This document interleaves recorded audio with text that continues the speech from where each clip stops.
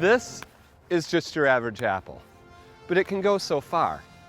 I'm not talking about how high I can toss it, but rather how many mouths it can feed. Now, Kavanaugh says the reason it's difficult to pinpoint is because a person can live in one city but have an area code from another. Buckaroo said she fears for the safety of students and faculty members who have to commute from other places just to get to their classes. She said she wants to see virtual classes in place before something tragic happens. Now, Meridian Township's NICSO alerts originate from the dispatch center here at the Meridian Township Police Department. Once the alerts are sent out, they head straight to your phone or email. Well, if you thought the zombie apocalypse was finally here, don't worry, it's not. Relief for you as well as me, right? Of course. It was all in fun to raise money for a good cause. Well, a tasty event took place on Sunday, February 22nd in East Lansing as the Michigan State University Museum hosted the 26th annual Chocolate Party benefit. But not all agree with the president's decision. Republican Senator Rick Jones says he's concerned with the constitutionality of this executive order. Amy Akers and her family met the Owen family when they first moved to Hazlet. We met them 3 years ago when we moved here to start our youth ministry at Trinity Church. Lived right next door. And although the Akers moved to a different neighborhood, the two families have remained close friends. Which is why, when the Owens were away for vacation, it was Amy who called Karen Owen and told her the devastating news.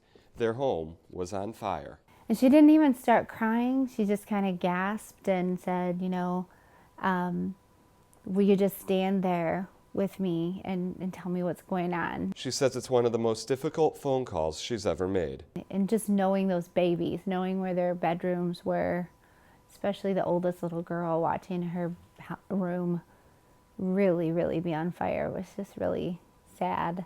The home was declared a total loss. Akers says she told the Owen family to continue their vacation as planned and decided that she was going to try and make a difference. She set up a campaign on the site GoFundMe and says things took off from there. Soon, donations started pouring in. Everything from toys. People brought dress-up clothes for Bailey, who's 5, to fit into that little trunk. To clothes. A consignment shop in Flint, Michigan called Where's Like New. They donated to every family member, and including mom and dad. And a multitude of gift cards. The kids each got a letter from a person from Northville, Michigan. Akers' son said he wanted to do something extra special for his best friend. I'm planning for Cooper to come over and let him choose some of the stuff that he might want. For Akers, it's all about the golden rule. Everyone has said, oh, you're such an amazing person for doing this. Well, I just did what I would want people to do for me. And she says it shows the power of friendship and a community in a time of need. In Hazlet, Aaron Jordan, Home TV. Land will give the wealthy and powerful tax breaks. For voters during an election season, it may feel like there is no escape from negative ads. Leaders backed a $500 million taxpayer-funded loan. And for some, it seems like advertising is more negative than previous years. And every election voters complain about negative advertising, and if you ask them, they say it's more negative than it's ever been. But studies show that's not necessarily the case. If we actually look at content analysis of advertising, it isn't necessarily getting too much more negative. Even so, some voters are sick of the sniping. I'd like to hear from candidates what they propose to do in a more positive and constructive way. I think it just kind of detracts from what everybody's supposed to be working towards, and that's just kind of like representation for the people. I think that it's always good to keep the message on the positive in terms of something that you're going to do proactively instead of attacking someone for what they may or may not have done. Don't forget the Mark shower comes with additional costs. And voters we spoke to said they tend to just tune the ads out. I don't think it really influences me at all. I think it's just more like what the person is running for. I don't think it influences my voting all that much, except to make me less likely to go towards a particular candidate who's using that tactic. Costing thousands of American jobs. And for candidates who ran negative ads, Grossman says it's a calculated risk. If you run a negative ad against your opponent, then support for you declines some, and support for your opponent hopefully declines more. Grossman says a candidate is more likely to run negative advertising if their opponent has already done so. In Lansing, Aaron Jordan, Home TV.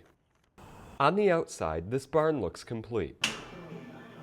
But on the inside, renovations are still ongoing. We removed everything, we power washed.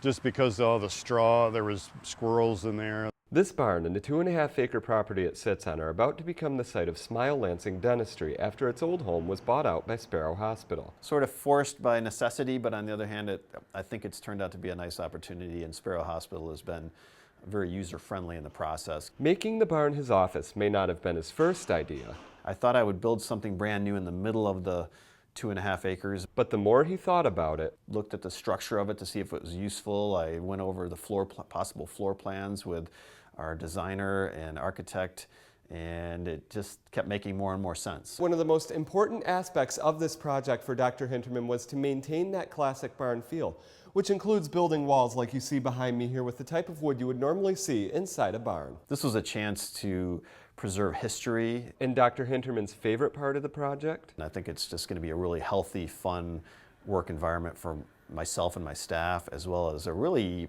unique place for patients to visit, and hopefully relaxing, as well as just a really neat experience for people to enjoy. Construction is expected to last one more month. In Meridian Township, Aaron Jordan, Home TV.